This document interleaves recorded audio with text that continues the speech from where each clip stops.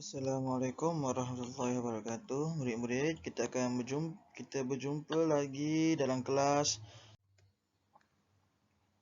Kita jumpa lagi di kelas Bahasa Melayu untuk tahun 5. Hari ini kita akan belajar di unit 11, iaitu Meraihkan Penyatuan. Tajuk yang kita belajar hari ini ialah tajuk Kalah Menang Adat Bertanding. Dan kemahiran iaitu kemahiran mendengar dan bertutur. Dan murid-murid boleh buka muka surat 81 ya. Buka muka surat 81 Bahasa Melayu, buku teks Bahasa Melayu tahun 5. Okay, jadi semua sudah buka. Pada muka surat 81, kita akan nampak ini adalah halaman muka surat 81. Unit 11, Meraihkan Penyatuan, Mendengar dan Bertutur. Tajuk dia, Kalah Menang Adat Bertanding.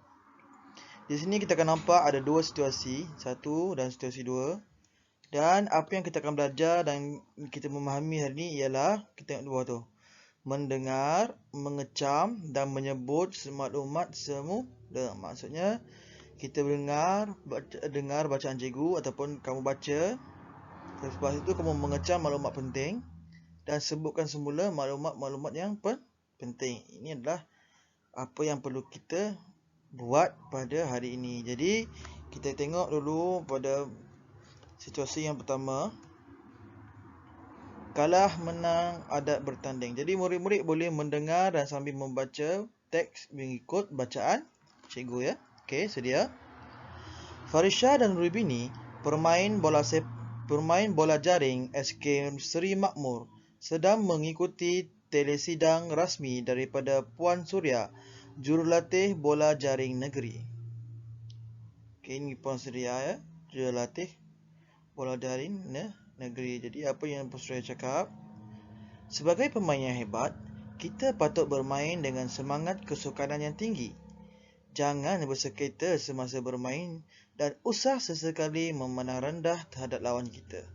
Raihkan kepelbagaian kaum dalam pasukan dengan bersatu padu. Sebelum dan selepas pertandingan, bersalamlah dengan pasukan lawan dan pengadil. Ucapkan sesuatu dengan wajah yang ceria dan manis. Okay. Jadi, selepas tu, Farisha menjawab, terima kasih Puan, kami. Apabila kamu mendengar pesanan-pesanan seseorang, apa yang kamu perlu jawab? Inilah pentingnya kita akan mendengar, mengecam dan menyebut maklumat semula. Jadi, kita balik apa yang Puan saya cakap. Sebagai pemain yang hebat, kita patut bermain dengan semangat kesukaran yang tinggi. Jangan bersengketa semasa bermain dan usahlah sesekali memandang rendah terhadap lawan kita. Raihkan kepelbagaian kaum dalam pasukan dengan bersatu padu. Sebelum dan selepas pertandingan, bersalamlah dengan pasukan lawan dan pengadil. Ucapkanlah sesuatu dengan wajah yang ceria dan manis. Di sini ada dua perkara penting yang dimaklumkan oleh Puan Suria. Yang pertama, kita tengok yang di dialog yang pertama. Yang paling atas adalah yang penting. Itu kita patut bermain dengan semangat kesukanan yang tinggi. Yang bawah ni adalah huraian dia. Dan yang bawah, yang dialog yang kedua, sebelum dan selepas pertandingan bersalamlah dengan pasukan lawan dan pengadil. Jadi apa yang Farisha boleh jawab, kita ambil balik daripada dialog ini dan kita masukkan, jadikan kita punya dialog sendiri. Itu maksudnya mengecam dan menyebut maklumat semula. Jadi tersebut balik maklumat ini dengan penulisan yang tersendiri. Okey, contoh dia. Ni Farisha jawab ya. Terima kasih Puan. Kami akan bermain dengan semangat kesukanan yang tinggi. Kami juga akan bersalam dengan pasukan lawan sebelum dan selepas pertandingan. Maksudnya apa? Dia ambil perkara-perkara penting di sini dan dimasukkan dalam dialog Farisha. Maknanya Farisha jawab berdasarkan apa yang telah diberitahu. Itu maksudnya mendengar, mengecam maklumat penting dan menyebutkan semula. Okey, kita pergi kepada situasi yang kedua.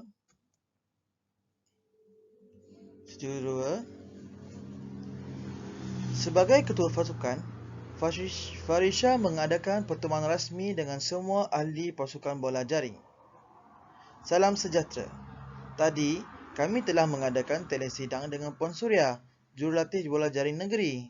Banyak amanat yang disampaikan beliau. Rubini minta sebutkan semula amanat itu semula. Okey, Rubini jawab, baiklah Farisha. Puan Suria berpesan agar di sini di mana? Di mana maklumat penting kita nak ambil? Okey, maklumat penting di sini adalah di sini banyak amanat yang telah disampaikan. Amanat-amanat yang disampaikan oleh Puan Suria. Tengok yang di sini. Di sini adalah amanat yang telah disampaikan. Apa tu amanat? Amanat adalah pesanan. Pesanan yang disampaikan oleh Puan Suria. Jadi Farisha dia meminta Rubini sebutkan semula apa yang Puan Suria pesan. Inilah yang Puan Suria pesan. Jadi kita sudah mengecam maklumat ini dan hanya perlu menyebut semula dalam konteks percakapan Rubini. Jadi contoh dia, baiklah Farisha, Puan Suria berpesan agar kita perlu bermain dengan semangat kesukanan yang tinggi, jangan bersengketa ketika bermain dan usah sesekali memandang rendah terhadap lawan kita.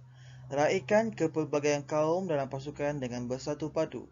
Sebelum dan selepas pertandingan, kita mestilah bersalaman dengan satu pasukan dengan pasukan lawan dan pengadil. Ucapkan sesuatu dengan wajah yang manis. Jadi dia ulang balik apa yang Puan Suria cakap dalam konteks percakapan Rubini. Jadi hari ini pembelajaran kita hanya itu, mendengar, mengecam dan menyebut maklumat. Jadi cikgu harap murid-murid boleh mengaplikasikan kemahiran ini dalam kehidupan seharian apabila ibu memesan sesuatu. Jadi kita faham pesanan itu dan kita beritahu semula kepada orang yang dituju. Contoh, mak panggil Farisha, tolong beritahu adik kamu tu kalau buat kerja rumah buat cepat-cepat, buat betul-betul, tulisan kemas. Jadi Farisha kata, baik mak, saya akan beritahu ke adik macam tu. Jadi kepada adik, ibu pesan buat kerja mesti kemas. Macam itulah, maksudnya macam tu. Dalam kehidupan kita boleh mengaplikasikan dalam kehidupan. Jadi cikgu ucapkan selamat belajar kepada murid-murid dan nanti cikgu akan sediakan link untuk latihan. Assalamualaikum warahmatullahi wabarakatuh.